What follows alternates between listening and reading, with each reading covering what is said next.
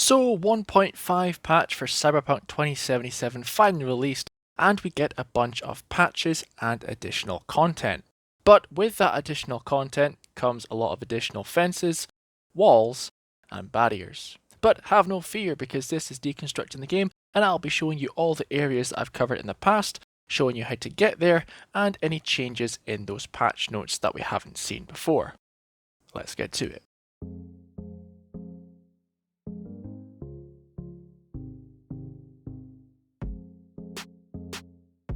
If you're a Cyberpunk fan, you'll probably already know about what changes there are and additional content there is in patch 1.5, but if you're completely new to Cyberpunk and you've been waiting for this patch for you to play on the next gen consoles and the next gen update, then I highly recommend that you go onto GOG.com and you register, because you get a couple of freebies for Cyberpunk. They're nothing too special, but things that are free are always the best.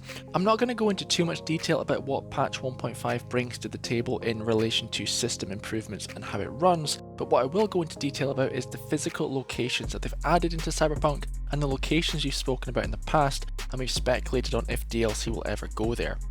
There's a ton of videos online about patch 1.5 already, which talks about all the changes in relation to AI and system improvements and graphics, so I'll let you check those videos out, but in the meantime we're just going to focus on locations in the game. Some of these glass doors and reception areas, I was expecting there to be some kind of additional content in relation to apartments in these areas. I'm not sure why CD Projekt Red didn't choose to fill these locations with the additional apartments, but they've decided to make basically new locations and add them into different buildings and not the ones that had already existed. So that kind of surprised me a little bit, but I'm not sure if they're doing that to spite people that are looking at this kind of stuff, or if they've just decided, you know what, these were never meant to be used for anything, they were just kind of there to add a little bit of diversity into the city. I like the apartments, but unfortunately 1242 in Watson overwrites a small Easter egg where there's two card playing robots. Now this was an Easter egg found a while back,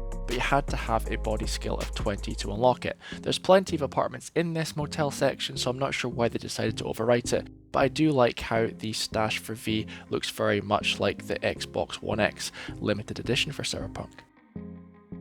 The Corporal Plaza District apartment is particularly nice. It overlooks the FF06B5 statue and is above a nightclub in which you do a gig for Dino. Now this apartment came out of nowhere. There were no doors here originally, so they've added in doors, they've added in elevators, and they've added in the apartment from scratch. It doesn't really take the place of any other building or apartment that looked like it could have housed apartments or been like a hotel room or anything. So they've added this completely in from scratch, just like all the other apartments, apart from 1242. The Japantown apartment is in the same location as a gig, so they've added in a room at the top. And surprisingly enough, it's in the same location as the modified Japantown apartment on Nexus Mods. They just haven't added it to the rooftop. Whether they've done that deliberately to not conflict with that mod, or whether that mod actually works for CD Projekt Red, I don't know, but I did find it kind of funny how it's in the exact same building as the mod from Nexus. And then we have the Glen apartment, which of course has been added in completely from scratch as well, overlooking the Mega Building number 3 and the surrounding areas just in the lower downtown area. Very nice apartment actually. This is probably one of my favourites, with Corpo Plaza coming in a close second. So that's all the apartments in 1.5. Annoyingly enough, not a single one corresponds with the speculation of the penthouses or the lobby areas I talked about before, but I'm glad to see the apartments nonetheless. And of course you can customize the apartment you had originally in Watson. You can choose a few schemes there. Of course there's already been a mod for that, but CD Projekt Red added that in, which is a nice touch. And you can also customize V's appearance as well, hair color and makeup and things like that, but someone at Nexus has already gone ahead and changed that, so you can completely change V's appearance. You can change everything about V, just like in the character creation. So with that said, we've talked about the apartments and the locations we've added into Cyberpunk. Now we're going to talk about the locations we've already visited, and I'm going to show you how to glitch back into those areas, because as we saw at the intro, CD Projekt Red have been very busy putting up barriers to try and stop people like me exploring these areas. Miltech hasn't changed at all. One of the first locations I'm going to visit out with the additional content was Miltech, because I wanted to know if anything had changed in relation to that for Corpo Wars, or if there's been any interior added. but unfortunately there hasn't been anything changed there either. I was thinking there was going to be a small apartment in this area or this motel section next to the stadium because there is a door there which has been found before. A rumour I heard was that Vic's garage area here was opened up now in patch 1.5, but that is completely false, and there is nothing new in Vic's. The casino, again, I visited the casino, nothing has changed at the casino, it's still very much the exact same as it was pre-patch 1.5. We can still get in here using the car glitch method, which is super easy now, thank you CD Projekt Red. And the spaceport is also the exact same, there's been nothing changed or added in at the spaceport. Crunch Plaza then, everyone likes to know what's going on at Crunch Plaza. Nothing is basically happening here.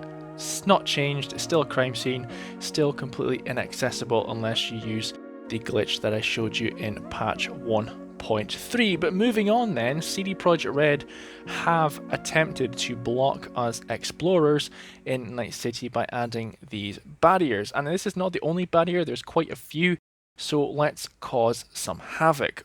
From this point forward in the video, I'm just going to be talking a little bit about patch 1.5 and what it changes, but mostly I want to show you guys how to enter the areas I'd previously spoken about and speculated on, because as I said, CD Projekt Red have added these barriers and fences to try and stop people like me on console, or if you're using a PC without mods.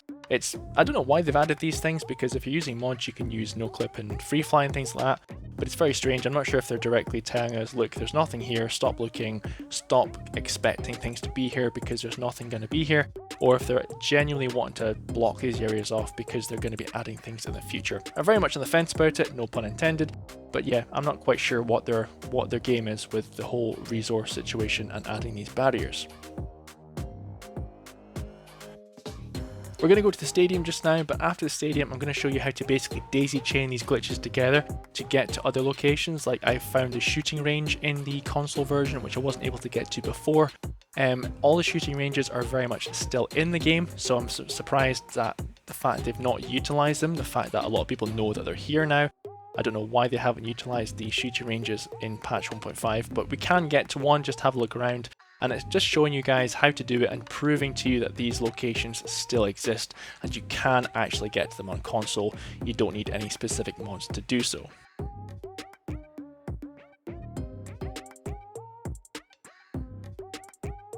After the shooting range, I'm going to show you how to get to the Grand Imperial Mall, because they've actually blocked off the roof of the mall so you can't get into it on those levels where you would normally get to before. You were never meant to get to the higher levels, but you could by climbing on the roof. They've blocked that off, but I'm going to show you how to get up there if you so wish. Again, a lot of these things are completely useless because there's nothing there, but I'm just showing you guys the tips and the glitches so you can basically find your own technique of exploring Night City. And if you want to get involved in exploration to hunt down any potential hidden rooms or secrets, I'm going to try and give you the tools of the trade to do that. You might not be interested, you might just want to play the game as it normally is, but if you're watching this channel, I assume that you're interested in glitches and the whole exploration aspect of the game. So I'm just quickly showing you how to use the car glitch method. It's very much the same as the original stadium video. Patch 1.3 prevented you from dropping down using bikes and vehicles. Patch 1.5 has reintroduced that, so you can stack cars behind you as long as you're outside the playable area. And the secret to getting down, if you want to, if you're super high, is call a bike, jump on the bike, ride the bike, and it will drop down to the ground. So make sure if you are on a location like a high-rise mega building you want to get to, on the rooftop perhaps, make sure you're directly above it when you drop down. And also make sure you save your game if you're doing these glitches, because it can mess the game up. You might get stuck in an infinite death loop, you might get stuck in a location, but more importantly, when you're doing these things, they're very time consuming, so it's best to save your game on like locations or like kind of ledges where it might be treacherous and you might die. Just prevent yourself from doing the same thing over and over again. From the stadium, it's quite a good entry point into Pacifica, so you can look at all the buildings in here. Most of them are hollow, there's nothing going on. It's just kind of an empty shell for kind of aesthetics, I guess. It's meant to look like a war zone. It's meant to look really run down. There's nothing here, but there are a couple of buildings which are solid. You can walk around the buildings, you can climb on the stairs. There's quite a good amount of detail in some of these buildings, and you can use them again to daisy chain these glitches together to get to other locations around the city. where there might not be an obvious path to do so.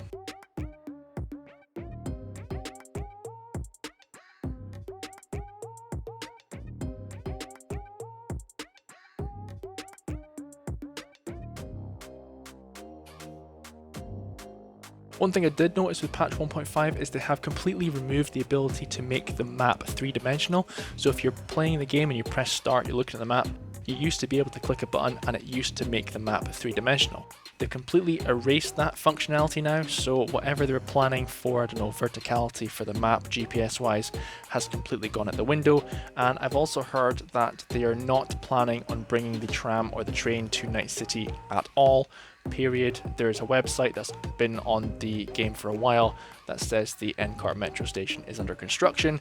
That is not going to happen. So anyone who wanted the metro and wanted the tram system in Night City, they are not going to add it. They've said it won't bring anything to the game.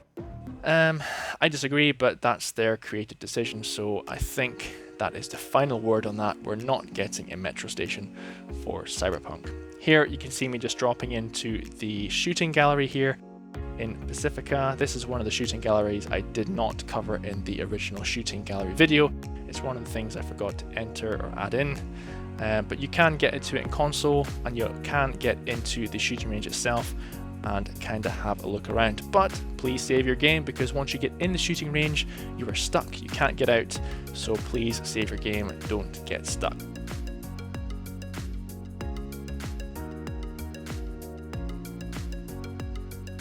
You're going to find that you can't jump very much in here, but if you go to stall number 6 and jump, you can climb over the counter and look around just in the back here. Just a quick mention while I'm in here, guys, you can also still get around the border by jumping around it. There's a previous video I've done on that you can see as well. So if you need to get outside for anything or want to explore for anything, you can still jump across the border. That is still very much a thing.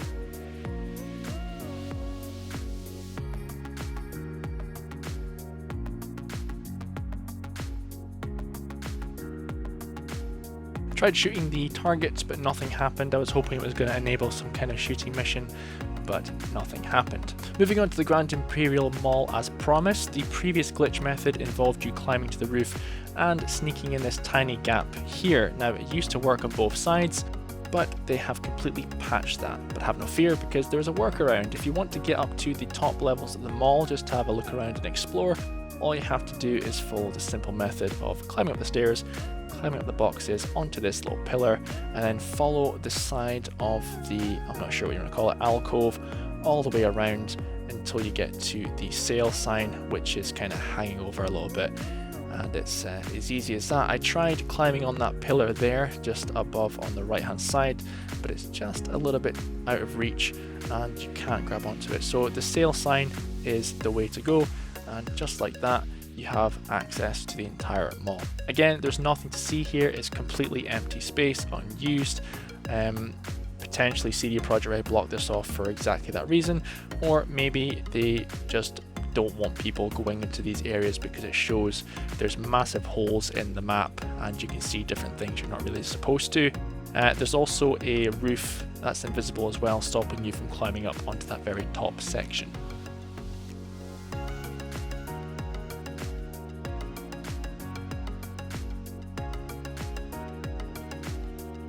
Now, Charter Hill train station is a location everyone should be aware of who's watching this channel, because it's one of the first videos I did and it's one of the first areas I speculated on where DLC might be coming. But how do you get into that Charter Hill train station now? Because they've added a gigantic fence all the way around that glass tunnel leading you into the train station. Well, ultimately you have to find a metro line. Anywhere is absolutely fine. I'm just using the stadium as an example because it was easier for me since I was already there. But you basically just follow the metro line all the way to Charter Hill and jump in that square. Now at this point, I'm pretty much of the opinion that CD Projekt Red are playing a game of cat and mouse, because they're using visual barriers now instead of just the invisible ones that they put around Crunch Plaza. And you know, previously they've been closing doors and stuff we'd speculated on before. Now, with them saying there's going to be no metro line or any metro added to the game and this is like a train station, I'm pretty sure this is a big statement piece saying, look, stop looking, there's nothing here, we're blocking off to prevent people from kind of speculating further. and getting their hopes up. So I'm probably one of the main perpetrators of doing that, so if you guys have got your hopes up because of anything you've seen on the channel and videos, I do apologise. At the moment, CD Projekt Red have added a few things in just out of nowhere that haven't really coincided with what we'd speculated on before, so I do apologise for that.